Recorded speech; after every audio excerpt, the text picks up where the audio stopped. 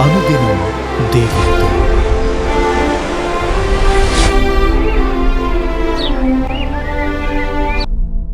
Praise the lord.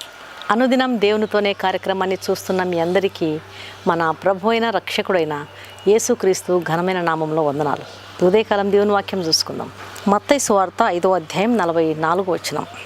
మీరు పరలోకమందున్న మీ తండ్రికి కుమారులై ఉండునట్లు మీ శత్రువులను ప్రేమించుడి. ఒక క్రైస్తవునికి శత్రువు సాతాను మాత్రమే. సాతాను దేవుని శత్రువు. దేవుని శత్రువు దేవుని బిడ్డలకు శత్రువే. అయితే యేసుక్రీస్తు ప్రభువారు ఈ లోకంలో ఉన్నప్పుడు ఆయన తనను ద్వేషించు వారిని, హింసించు వారిని, అవమానించినటువంటి వారిని ప్రేమించినాడు. ఆయన వారిని క్షమించినాడు. ఆయన ఎవరిని కూడా శత్రువులుగా చూడలేదు. అందరినీ ప్రేమించినాడు, అందరినీ క్షమించినాడు. తనను వెంబడించేటువంటి వారికి కూడా యేసు ప్రభువారు ఈ ఆజ్ఞ ఇచ్చినాడు. మీ శత్రువులను ప్రేమించుడి అనేటువంటి ఆజ్ఞ ఇచ్చినాడు. ఆయన శిలువ మీద ఉన్నప్పుడు ఈ ప్రార్థన చేసినాడు. తండ్రి, వీరేమి చేయుచున్నారో వీరు ఎరుగరు గనుక వీరిని క్షమించుడి అని చాలా చక్కగా దీనంగా ప్రార్థన చేశాడు. ప్రభువుని ఎరిగినటువంటి ప్రతి వ్యక్తి మేలు చేసి కీడును జయించుటకు అలవర్చుకోవాలి. మేలు చేత కీడును జయించాలి. క్షమించడం, ప్రేమించడం అనేది దేవుని స్వభావ లక్షణాలు. ఆ లక్షణాలను మనము అలవర్చుకోవాలి.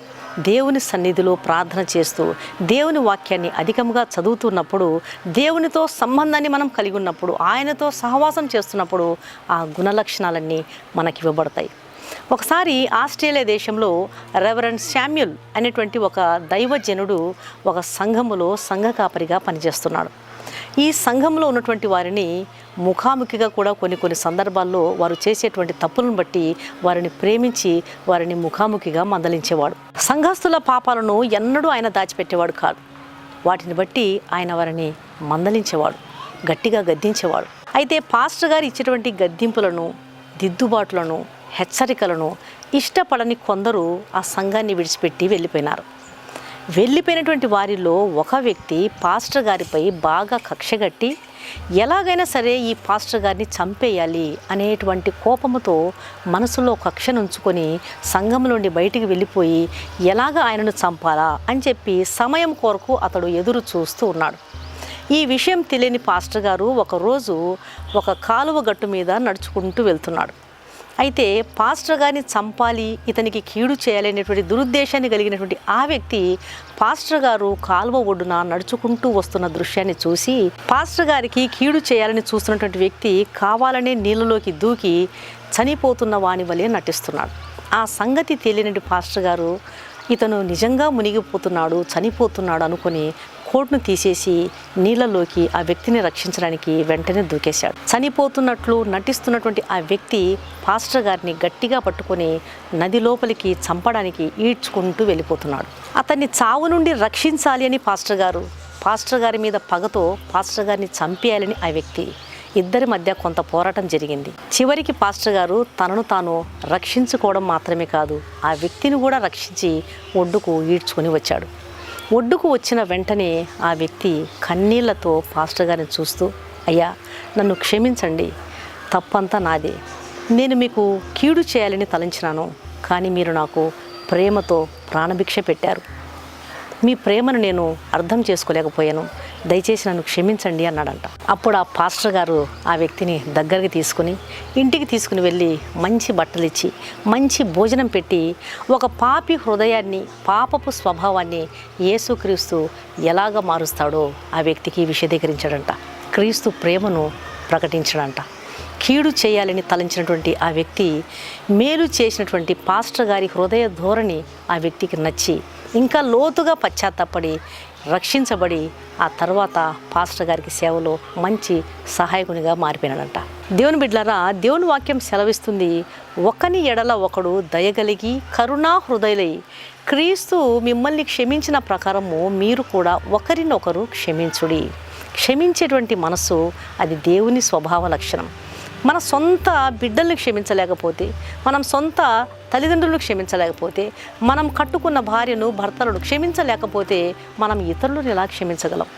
క్షమాపణ అనేది చాలా విలువైనది. క్షమించడం, క్షమాపణ కోరడం, మనం చేసినటువంటి తప్పులకు క్షమాపణ కోరుకోవాలి. మన పట్ల ఎవరైనా సరే కఠినంగా వ్యవహరించిన వారి పట్ల క్షమించేటువంటి గుణాన్ని మనం అలవర్చుకోవాలి. అందుకొరకే మేలు చేత కీడును జయించమని దేవుని వాక్యం సెలవిస్తుంది. మన హృదయ ధోరణిని, మన స్వభావ లక్షణాలను, మన మాదిరిని, మన జీవిత విధానాన్ని గమనించేటువంటి వారు ఎంతోమంది ఉంటారు. అలాంటి వారు మనలో క్రీస్తును చూసి వారును క్రీస్తు వైపు ఆకర్షితులవుతారు. కాబట్టి నా ప్రియమైన దేవుని బిడ్డలారా, యేసుక్రీస్తు ప్రభువారు మనల్ని క్షమించిన ప్రకారం మనము కూడా అదే మనసు కలిగి అందరినీ క్షమించడానికి, మన ఎడల అపరాధము జరిగించిన వారిని ముఖ్యంగా క్షమించి వారికి క్రీస్తు ప్రేమను చూపడానికి ప్రభు మనకు సహాయం చేయనుగాక. కళ్ళు మూసుకోండి, ప్రార్థన చేస్తాను. పరిశుద్ధుడైన తండ్రి, ప్రేమల నాయన, నీకు స్తోత్రములు ప్రభువా. ఈ ఉదయకాల సమయంలో మీరు ఇచ్చినటువంటి గొప్ప శ్రేష్టమైనటువంటి ఆజ్ఞను, వాక్యమును బట్టి నీకు వందనాలయ్యా. మీరు పరలోకమందున మీ తండ్రికి కుమారులు ఉండినట్లు మీ శత్రువులను ప్రేమించండి అంటున్నారు. ప్రేమ గల స్వభావము అది నీ స్వభావం నాయన. కాబట్టి మీ స్వభావాన్ని, మీ గుణ లక్షణాలను మేము ధరించుకున్నటకు సహాయం చేయండి. మిమ్మల్ని ఎరిగిన ప్రతి వ్యక్తి మేలు చేత కీడును జయించేటువంటి వ్యక్తిగా ఉండాలని మీరు ఆశిస్తున్నారు. అయ్యా, మీరు ఇచ్చినటువంటి గొప్ప ఆజ్ఞ, మీ శత్రువులను ప్రేమించు. అవును నాయన, శత్రువులను ప్రేమించుటకు సహాయం చేయండి. ఎన్నడూ కూడా ద్వేషం అనేది మాలో నిలిచి ఉండకుండా కాపాడు. ఈ ప్రేమ చేత ఎన్నో ఆత్మలను మేము నీ ప్రేమ వైపుకు నడిపించాలి, మీ రాజ్యం వైపుకు నడిపించాలి. తండ్రి, సహాయం చేయండి. పరలోకమందున్న మీ చిత్తము భూమి యందు నెరవేరునుగా కానీ ప్రార్థన చేస్తున్నాం. మీ రాజ్యం వచ్చునుగా కానీ ప్రార్థన చేస్తున్నాం. అయితే మీ రాజ్యాన్ని విస్తరింప చేసేటువంటి భాగ్యం, గొప్ప లక్షణం మాలో ఉండాలి నాయన. దయచేసి తండ్రి, మీరు సహాయం చేయండి. మీ రాజ్యం విస్తరించాలంటే ఖచ్చితంగా మేము మీ గుణ లక్షణాలు కలిగి ఉండాలి. మీ ప్రేమను మేము చూపాలి. మీ మార్గం మేము సరళం చేసేటువంటి వారంగా మేము ఉండాలి ప్రభువా. దయచేసి తండ్రి, మీరే కనికరించండి. ఎక్కడ ఆత్మల రక్షణకు అడ్డుబండలుగా మేము ఉండకుండా కాపాడండి. ఏ ద్వేషం, ఏ కోపం, ఏ విధమైన చెడు మా హృదయంలో నిలిచి ఉండకుండా కాపాడండి. నా తండ్రి, పాపికి ఖచ్చితంగా మీరు మీ స్వభావాన్ని ఇస్తారు నాయన. పాపపు స్వభావాన్ని మీరు మార్చివేస్తారు. అంత శక్తి ఉంది నీ శిలువ రక్తంలో ప్రభువా. ఆ రక్తం చేత ప్రతి ఒక్కరిని మీరు కడగండి. ఈ వాక్యం వింటున్న ప్రతి ఒక్కరిని మీరు దర్శించండి. మీ సహాయం బిడ్డలకు అందించండి. ఎగ్జామ్స్ రాస్తున్న బిడ్డలకు మీరు జయము దయచేయండి. గర్భిణులకు సుఖమైన ప్రసవం దయచండి. గర్భఫలం కొరకు ప్రయాసపడుతున్న వారికి మీ సహాయం అందించండి. వారిని మీరే ఆదరించండి. అయా, మీ యందు నమ్మకం, విశ్వాసం కలిగి ఉంటూ సహాయం చేయండి. నా ప్రార్థన ఆలకించండి తండ్రి. అయ్యా, మీరే కనికరించండి. రక్షణ లేని ప్రతి పాపిని మీరు రక్షించండి. మీరే కృప చూపించమని యేసు నామమున అడిగి వేడుకుంటున్నాను తండ్రి. ఆమేన్.